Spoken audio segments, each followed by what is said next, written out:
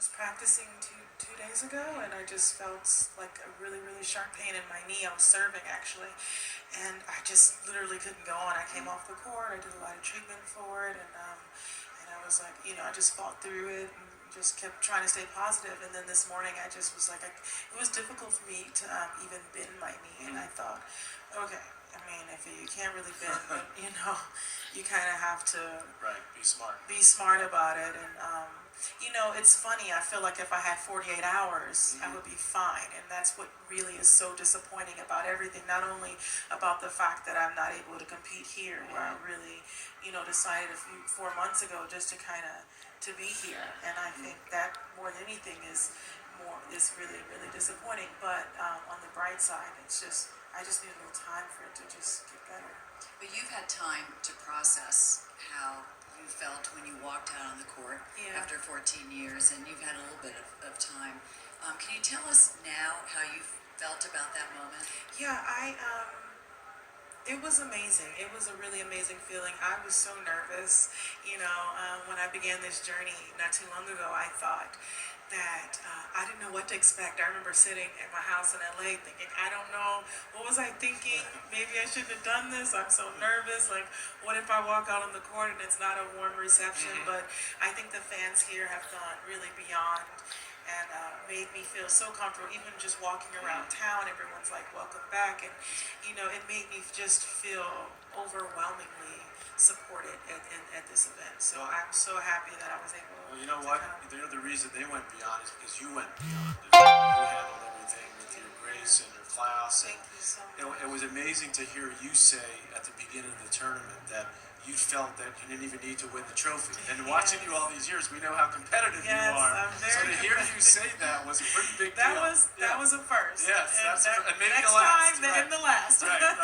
That was first and last. But I really felt like I had won, and I think I won not only for me, but for a lot of people. Yes. And it wasn't just a fight for myself. It was just a fight, like I said, for just a lot of things, a lot of different things. And I'm really glad that. Through everything, I was able to have a great career and continue a great career, by the way. Yes. And overcome, this amazing place. This is where I first won my first big. I've had some of the biggest wins. Where I first won a match was in Indian Wells, and so, like I said, it really holds a really great place for me in my heart. And I'm glad we were able to start new memories, and I look forward to continuing those memories. Well, I felt from talking to you about this that we've talked about retirement and that you just did not want to have any stones unturned. Yes. And when you retired, at the end of the day, you wanted to end on a good note, the big picture. And I think you've made great strides.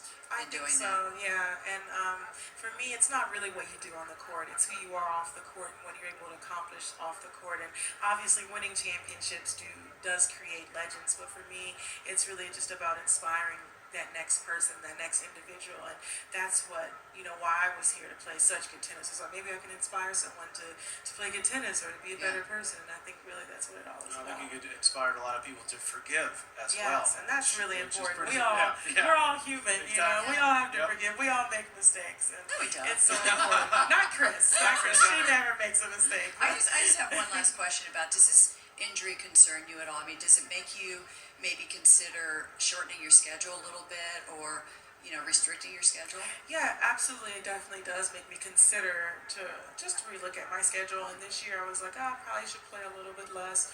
But everyone's like, I focus on the Grand Slams.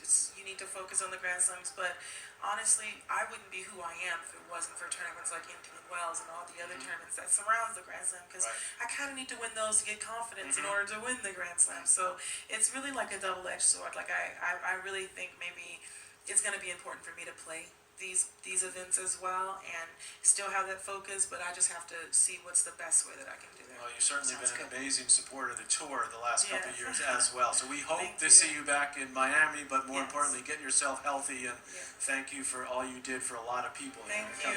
Thanks to everyone too. Yep. Serena Williams making her way back. Remember, it was just about a week ago when she came back to the Indian Wells Tennis Garden, and what an emotional time it was for everybody involved.